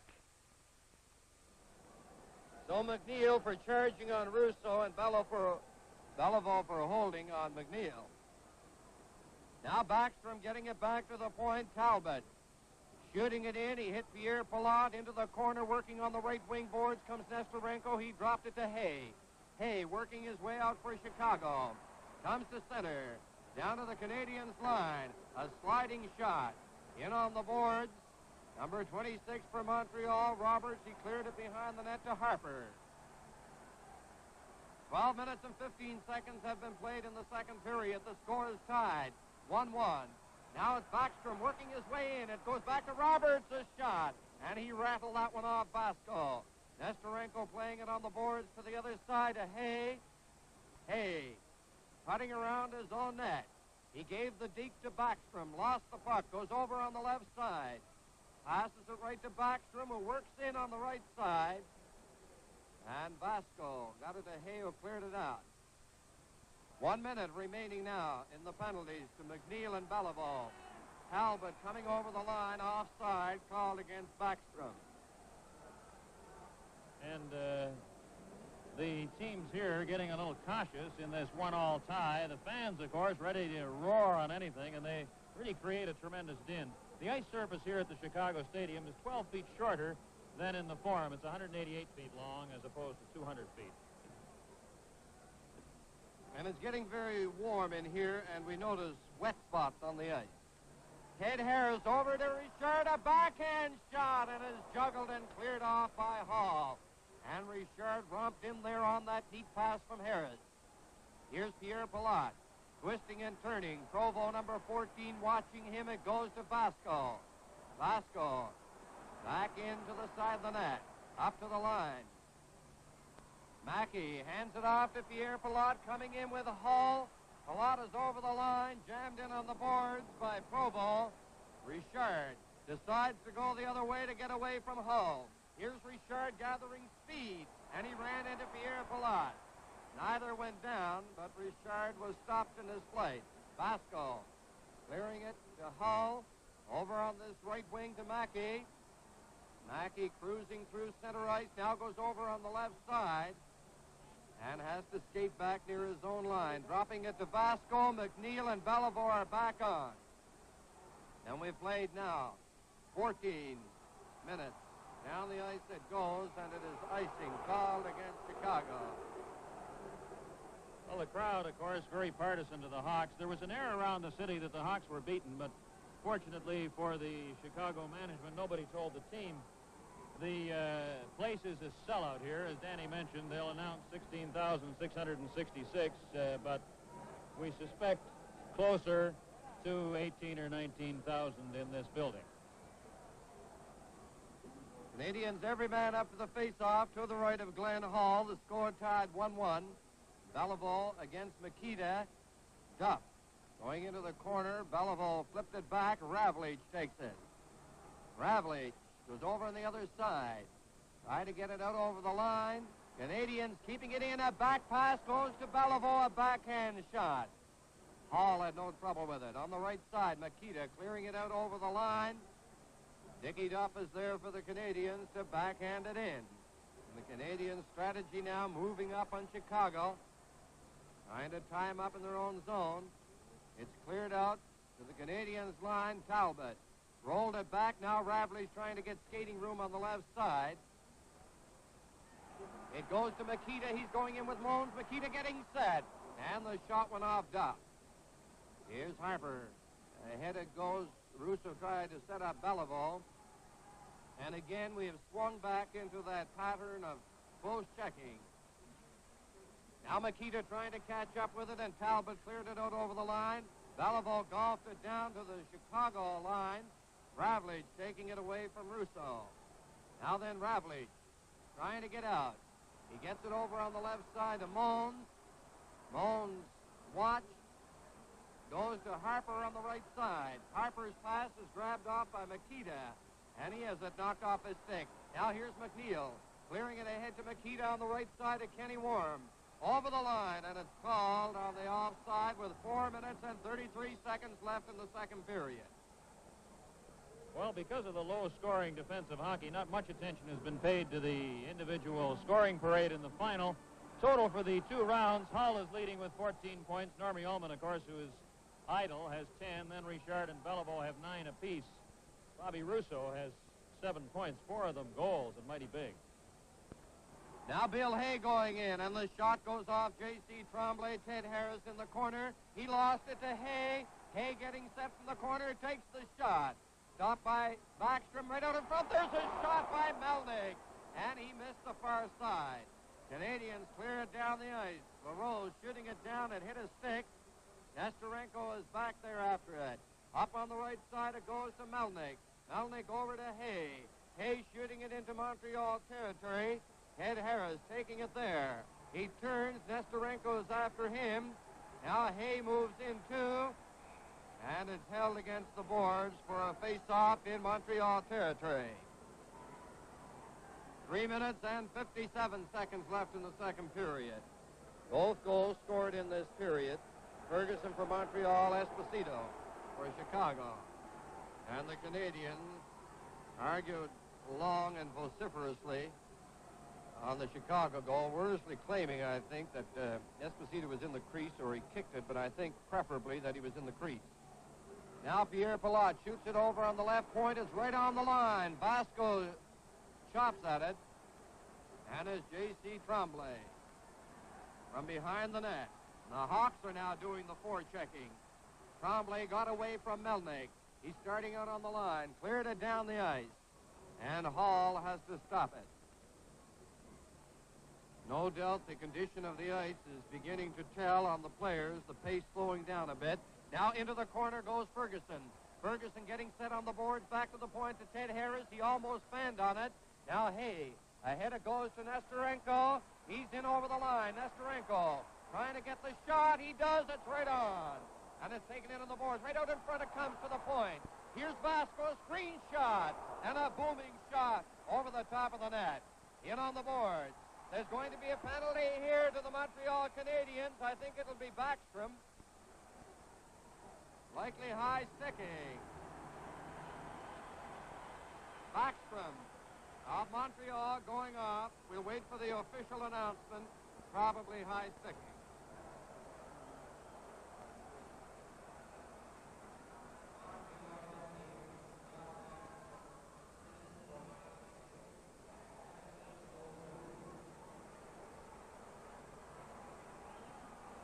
At 17:02 in the second period, Backstrom of Montreal for high sticking with the score tied 1-1.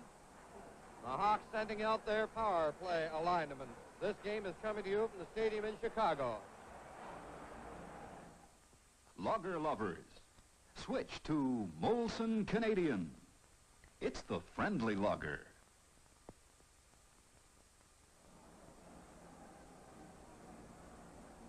Esposito, Mackey, Henry, Pierre Pilote, and Bobby Hull. Pilote gets it, a left wing pass for Hull. Hull working into the corner. Roberts, number 26, is after him. Roberts and Hull jostle on the boards. The puck is loose. And on the left wing boards is J.C. Tremblay. Takes his time and rolls it into Chicago territory. Pilote is bumped in on the boards by Roberts. Now it's back at the point in Chicago territory. Tremblay clearing it in, and Bobby Hull. A pass to Pierre Pilote leading a four-man Chicago attack in over the Montreal line. Pilote getting set, and his shot was away wide. Bobby Hull to Camille Henry, and he missed it off the boards in the corner. Talbot was belted there by Pilote. There's going to be a penalty. Back a shot down the ice, and Pilote going off for charging. Now Pilote and Talbot have words just in front of the penalty box. And Hull is going off for a respite. At least he's over there. He may be just getting a stick.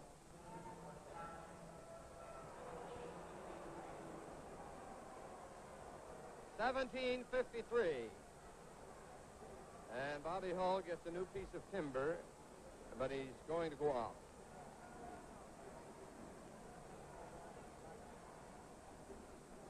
Face off to the right of Glenn Hall. Score tied, 1-1. Canadiens bench over on the far side. Both benches are on the same side here at the Chicago Stadium, unlike the situation in Montreal. Beliveau, Russo, Harper, and Talbot, they're all up for the Canadiens. Mons, Makita, McNeil, and Ravlich. Back it goes. A shot right on by Talbot. Cleared by Hall up on the left side. Harper knocked it back toward the corner. And it's Ravlich there for Chicago behind the net. A pass to Al McNeil. McNeil leading the Chicago attack. A back pass to Ravlich. Ravlich swings back to get away from Beliveau.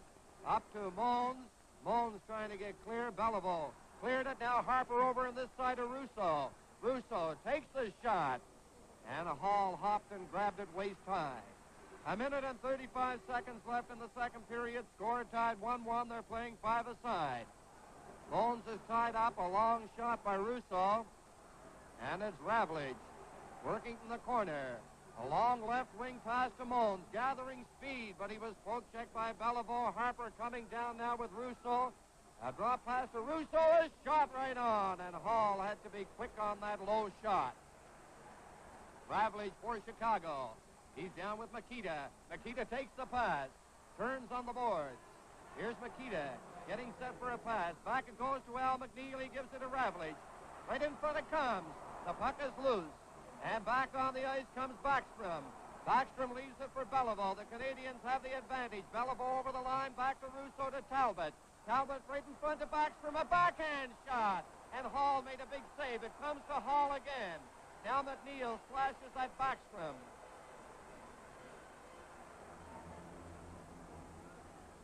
And Beliveau, he's nose to nose with Makita. And D'Amico, the linesman there.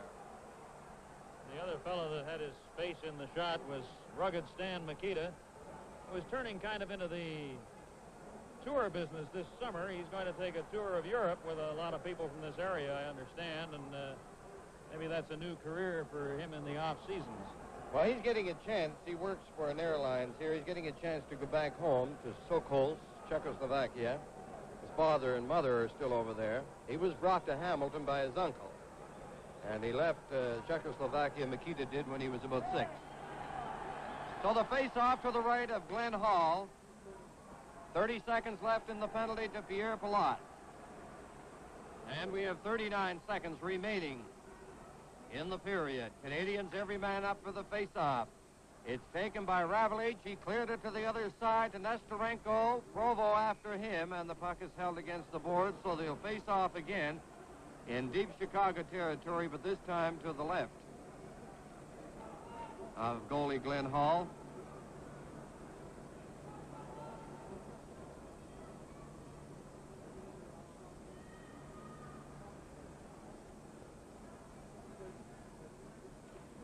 The face-off. Provo trying to get it back to the point. It comes back now. Noel Picard slides the shot. Nestorenko picking it up on the right wing. And he shoots it down into Montreal territory. Big Beliveau looked at the clock, quickly moves back there. There are 16 seconds remaining. A right wing pass goes to Provo. He's out with Richard, who has it into Chicago territory. Richard centered it right in front. And McNeil clearing it away from Provo from in front of the net. Got it over the glass, and Pierre Pilote is back on. 7 seconds remaining in the second period.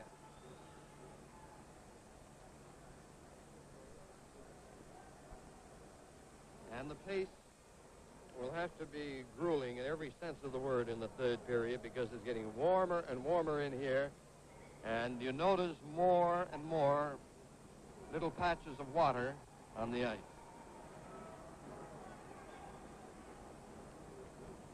Bobby Hull is sent out to take this face-off against Richard with 7 seconds remaining.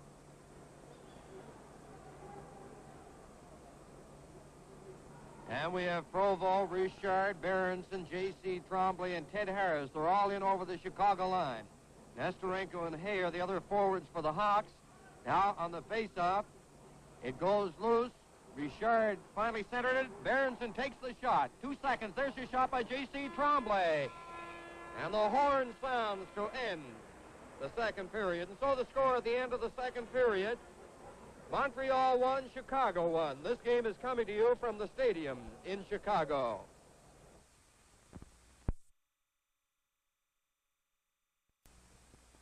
And now, for Molson Canadian, here's Shirley Harmer. Molson Canadian. Molson Canadian. Molson Canadian. Molson Canadian. Lager beer. It drinks so smooth. It looks so clear. Just right for folks who really know their beer. If you know lager, you'll agree that it has elicit brightness and in quality. So next time you've got a thirst for a lager bright and clear, drink Molson Canadian. Molson Canadian lager beer. Enjoy Molson Canadian. It's the friendly lager.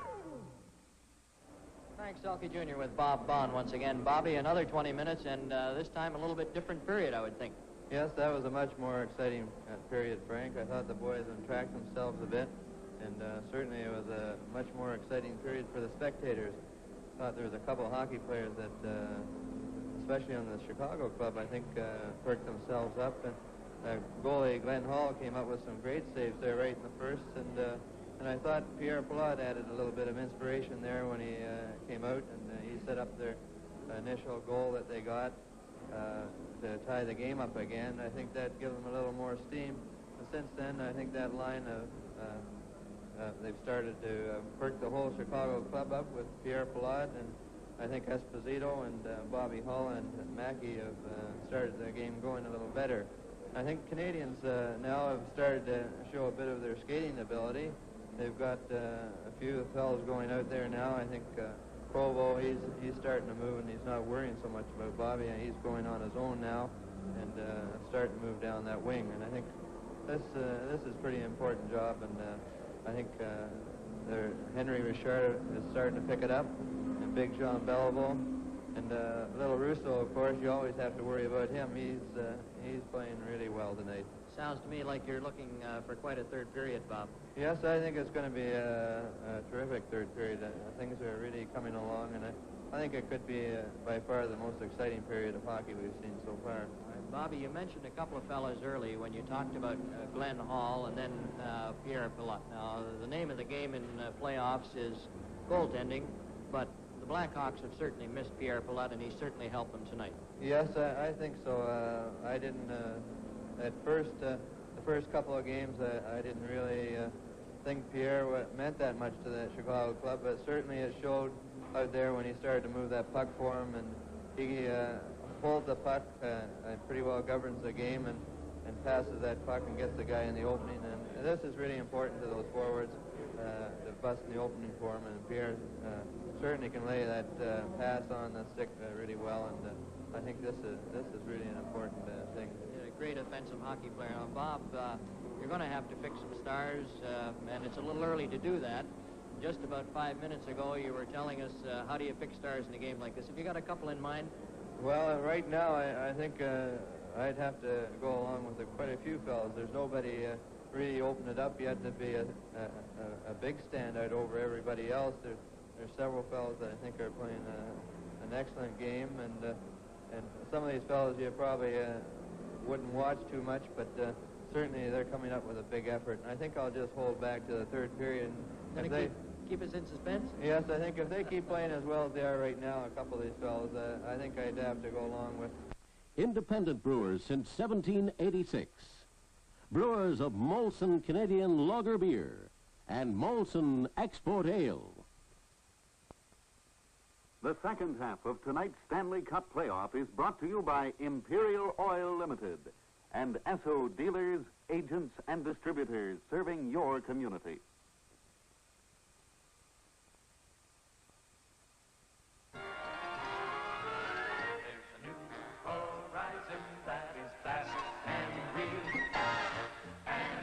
Tempo that you have to feel.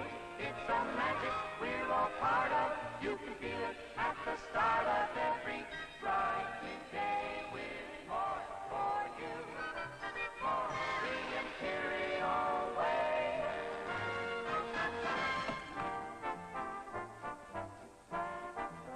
It's the Imperial look of leadership. Service.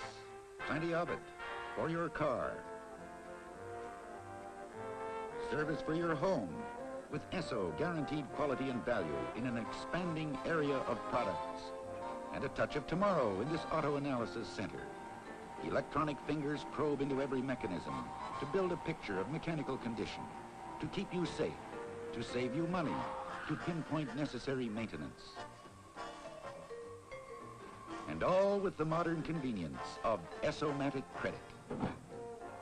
Big, beautiful, efficient. Proof of this promise of more now, more in the future from Imperial Oil, with more products and services for a growing Canada. Always look to Imperial for the best. Our next guest is Bernard Boom Boom Geoffrion. This past season, the coach of the Quebec Aces, but Boomer, many times you came out of that dressing room door up the long climb here in the Chicago Stadium. What's it feel like to be standing here and watching it for a change? Well, Frank, tell you the truth, it's nice to be back in Chicago with this kind of weather. But I'd rather be on the ice than being just in Chicago and wait and wait and wait just to go on TV. Me and you, that I like to go on TV, especially with you, because I know what kind of guy you are. But as far as I'm concerned, it's nice to see the boy with the desire that they've got right now. And I wish I could be there. Jeff, now that you're not playing and now that you are a coach, do you look at a hockey game differently than you did as a player? Well, point of view, yes. I would say that I'm more relaxed than standing on the ice. I'm sure not to make any mistake. But as far as I'm concerned, it's always easier to watch a game on a stand than on the ice. You know, you're in the stand and you watch the boy going with the puck, and you said to yourself, well, why don't he make a pass now? And it's always the facility on the stand. It's more easy for them. Jeff, one of the fellows that's out there for the Canadiens tonight, Red Berenson, he played for you at Quebec this year. You're awfully high on him. Tell us a little bit about him. Well, Frank, I'm very glad that you asked me that question, because I really do like Red Berenson, and I still say, and I don't care what they're going to say, and I still say that that guy belongs in the National Hockey League. The first 2 years he played with me, with Canadian, he was killing penalty. I don't think that he was playing regularly. But as far as I'm concerned, he came off a few games during the season for Montreal Canadiens, and he was the kind of guy who was really nervous. But if they give him a break, like they give him now, and he show that he can play in the National Hockey League. For me, he played real well. I tried to teach him to hold his stick and with two hands and just put a little bit of bodily contact won't hurt him. And as far as I'm concerned, I was very pleased with Red, and I think he should stay in the National Hockey League. Jeff, would you say that the biggest thing that he lacks right now is a little confidence in himself? Well, right now, yes. He's got confidence in himself, and I'm very proud of him, and I'm very glad of him. And I told him before the game, just keep skating the way you are, and nobody can touch you. In 15 seconds, what kind of a third period can we look for? Well, I still say that it's going to be a close checking. But if Canadiens keep pressing on Chicago, I think Canadiens is going to come out with a win. All right, Jeff, thanks very much for being with us. Bernard Boom Boom Geoffrion, let's go now to Ward Cornell. With me now, the standby referee for tonight and the senior referee in the NHL, Frank Adveri. Frank, I wonder if you could, I know they've talked about it a bit earlier, but explain the ruling on the goal that Chicago got and why the Gumper was upset. Well, on a play such as this, you're always going to get an argument.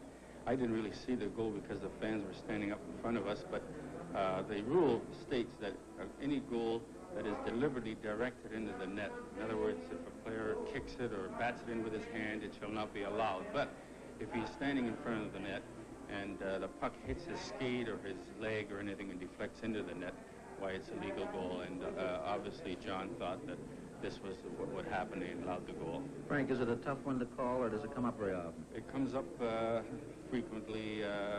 It seems to go in streaks, I shouldn't say frequently, but these things come up where, especially with the shots from the point, they'll hit a player and go into the net, and they're always a tough decision, and one way or the other you're going to have an argument. Now, John, I noticed called over both linesmen. Was that to ask them? Yes, this is a procedure that we've done over the years that maybe they saw a little different or saw something that John maybe didn't see, so he called the linesman over to get their viewpoint of what they saw, and then he makes his decision. Mm-hmm. What about this semifinal round and then the final round so far? Has it been an easy finals to officiate? Well, Ward, I don't think there's anything such as easy, but I will say that this has been a much better playoff from a standpoint of the officials. It hasn't been near the criticism that there has been other years, and I think this is because we are rotating 4 officials. If you remember last year in the final, we started the 4 referees all rotating, and I think this is a good idea, and I think there's less criticism. And of course, the coaches have been a lot nicer to us this playoff. Why is that, I wonder? They're just getting older and mellower, eh? Well, maybe they appreciate our job.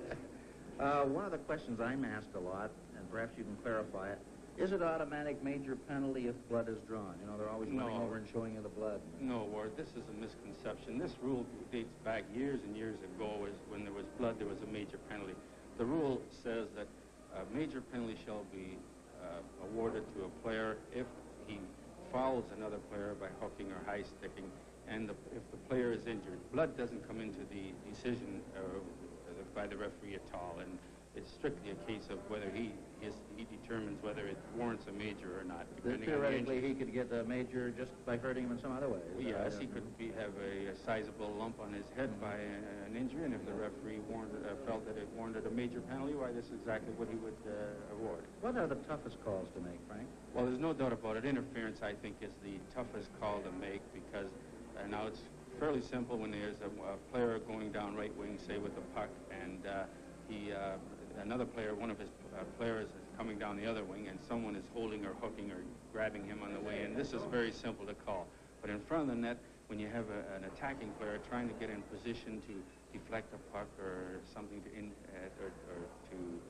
shoot a puck in, and he backs into it, a player that can hold his ground, why, or that is a defending player, and sometimes and always I find it's very difficult to determine who is actually doing the interfering, and this is the most difficult call, I think.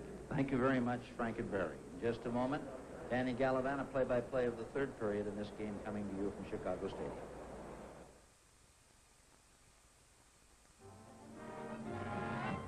Look at them go. Cars you can win right now during the big Esso All-Out Quality Celebration.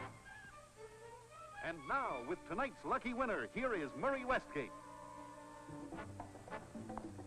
Tonight, we have another winner in the Big Esso All-Out Quality Celebration. And in exactly 52 seconds, we'll have the winner's name.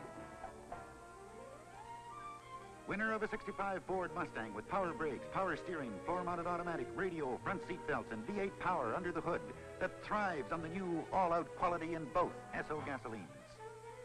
And that's not all. This exciting car will be delivered personally by a famous NHL star. You too can win a 65 Mustang, Corsa, or Barracuda. Pick up your entry form now from your Imperial Esso dealer. Just complete the last line of this jingle. Drive in at the happy motoring sign. Get Esso quality every time. Look to Imperial for the best. Da-da-da-da-da-da-da. Mail your entry to the address on the form. And now the moment you've all been waiting for. The winner of the new 65 Mustang is Mrs. K.A. Mintz, 713 12th Street East, Saskatoon, Saskatchewan. There's one given away by Imperial Oil on every playoff game. Watch out for the next winner. It could be you. And always look to Imperial for the best. Montreal Canadiens 1, Chicago Blackhawks 1 as we prepare for the start of the third period. The goals coming, 4:16 in the second period. Ferguson from J.C. Tremblay at 5:03 Esposito from Mackey and Palat. And the Canadiens outshot Chicago 13-8 in that period. And the total for 2 periods, Hall has kicked out 18 and Worsley 17. It's Richard, Provo, and Berenson against the line of Hall, Esposito, and Mackey. Hall on the left side, at the line, winds up for the shot, and it went off Worsley's stick. It would have been wide anyway, but it deflected it way up there in about the 15th row of seats. And I think somebody caught that on the face. They're gathered around a fan there in that area.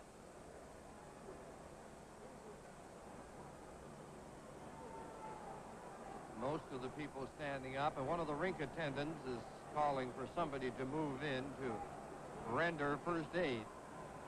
And now from the face-off, it goes to the corner. Mackey 16 against Ted Harris. Esposito moves in 2.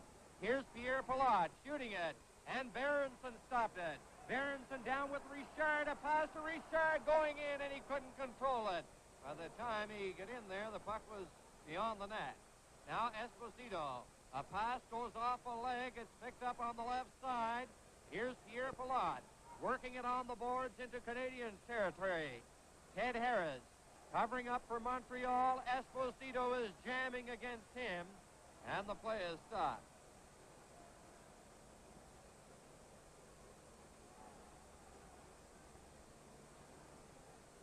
Lining up for the face-off to the right of Worsley.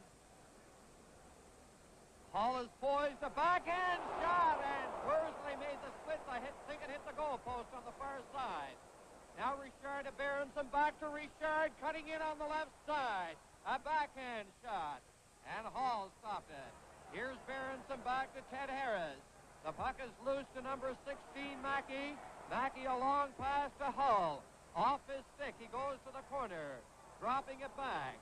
Richard starting out for Montreal. Hit it ahead and it went over the boards into the penalty bench.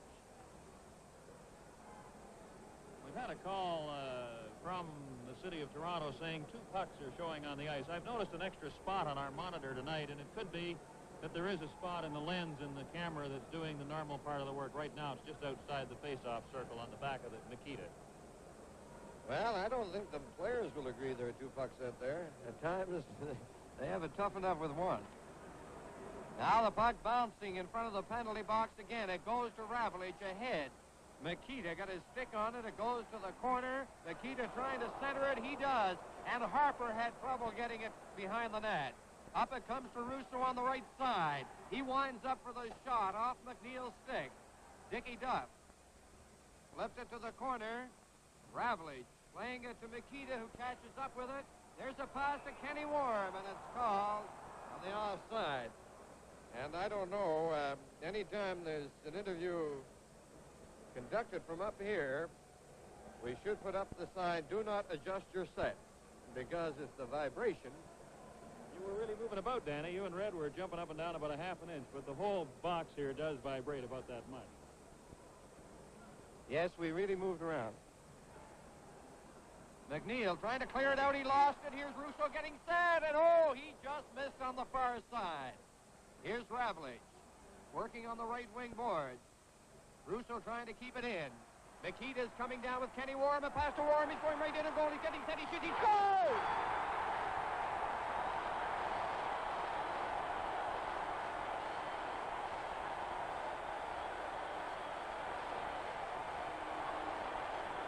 And now we'll have the replay. Kenny Worm.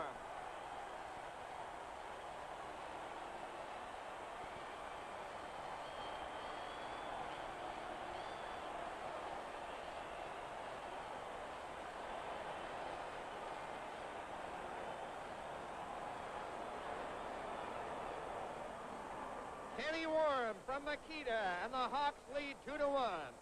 And Worm, of course, was clear poison to the Canadiens during the regular season. He got 10 goals against Montreal. And he scored a beauty there, making a great move going in on Worsley. Now the Hawks, Doug Mullins coming back, the shot, the rebound. And Harper Takes it out of here's Moans getting it in front of the net. Makita tries to get it. And it's cleared into the center ice area. Ravlich shoots it back. Worsley out of the net. Here's Harper. His pass hit Warm. They try to keep it in. A pass picked up in front of the net. Talbot in behind. Now Talbot getting set with Duff. Loses it there to Makita. His pass hit the side of the net, and Worsley handed it off to Harper. Harper, a long lead pass to Belleville. He couldn't get going. Now Talbot to Duff. Duff down on the left side. And he couldn't get by Nesterenko. It's at the Canadiens line. Montreal making changes. So are the Hawks on the fly. And we've played 3 minutes and 15 seconds. In this, the third period. Here's LaRose coming down in over the Chicago line on the right side. He centers it. And Pierre Pilote takes it in on the boards. Ferguson is after him. Here's Ted Harris taking a shot. And it's cleared out over the line by Melnick. J.C. Tremblay with Melnick after him. Goes to Backstrom, back to Ted Harris. Here's Harris playing it up to Ferguson. Is stopped by Hay. Hay on the right wing boards. Backhands it into Canadiens territory. J.C. Tremblay being watched by Melnick, number 12. Ahead to Backstrom. It's stopped there by Melnick. Melnick coming in. He passed it over on an open wing. LaRose is over there for Montreal. LaRose couldn't get by Nesterenko. Now Backstrom picks up a loose puck in on the left side, going near the corner. Tries to center it. And Pierre Pilote making his presence felt out there, stopped it. Now Backstrom trying to get right in front. And he was at a sharp angle and couldn't get it into the far corner. Here's LaRose shooting it off the boards. Backstrom trying to get it back to the point. Nesterenko takes it right in front of the net. He starts out over the line with Hay and Melnick. They're in over the line. The shot is wide. The rebound off the board. Here's Hay centering it. And LaRose picks it up. Out on the left side to Ferguson. Ferguson is in over the Chicago line. A pass goes to LaRose. And Nesterenko cleared it off his stick down into Canadian territory. 4 minutes and 45 seconds have been played. In the third period, the Hawks leading 2-1 on a third period goal by Kenny Warham. It's back into Chicago territory. Big Bosco back there. He tipped it off to Esposito. It comes out over the line. Talbot turning back to his own line. Pass intercepted by Mackey. Over on this side to Hull at the Chicago line to Pierre Pilote. Pilote starting up on the left wing. Flipped it down. And number 19, that's Harper. Harper working from the corner. Played it on the boards to center. Ravlich to Al McNeil. The Hawks bounce it back in there wide. Here's Esposito going in. And from a sharp angle, it came off Worsley. Now Provo is down with Berenson, who takes the pass. Cutting in, he dropped it back. And Hull comes up with it. A pass goes to Mackey. He's down to the Canadiens line with Bobby Hull over to Hull. And Talbot got there to intercept it. Hull in on the boards trying to center it. Here's Esposito trying to get in front. Esposito still has it. He's getting in front of the goal. He shoots, and he grazed the goal post. Now it's out over the line. Berenson clearing it. Ravlich to the other side. Esposito gets it in over the line. Berenson cleared it out. They're shoving there. Bobby Hull knocked Talbot to the ice. Richard couldn't get through. Provo shoots it to the corner. And 6 minutes and 25 seconds have gone by in this third period, 2-1, with the Hawks in the lead. Al McNeil tipped it behind the net to Ravlich, to Bobby Hull. Hull, working from the right wing board, has it knocked off his stick. He gets it again. To McNeil, 19. Now Canadiens, Provo going in with Berenson, who takes it. Berenson trying to get in front. And the pass back is gobbled up by Mackey from around the net on the left side. It goes to Bobby Hull. Hull cleared it out. Here's Makita coming in on the line. Makita goes to the corner. He has it on the board, centered it. Hull goes in there. Hull getting set. He couldn't pass it. Richard passes it. Kenny Warham feeds it back in for Chicago. Now Talbot shoots it off the right wing boards to center. Vasco, a long shot. It's gloved by Worsley. And again, the teams are changing on the fly. Not too many whistles in this period. Here's Richard coming down with Duff. Duff is going in on goal, and he couldn't come up with it on the left wing. Now it's Ted Harris taking a shot. Richard knocked it down. Mons coming out. Here's Makita and Mons, one man back. Makita going in for the shot, and Worsley made the save on the short side. And that Makita can really drill him. Ted Harris, number 10, has it on the boards. He's bumped by Mons. He's sent flying. Dalavo and Ted Harris gets up, goes in there. It goes on the right wing board. Going to be penalties here. Ted Harris and Stan Makita.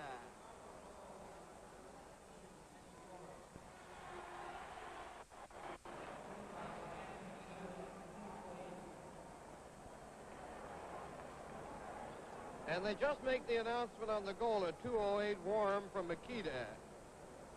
And that was the type of goal on which there should not have been any degree of incertitude. This game is coming to you from the stadium in Chicago.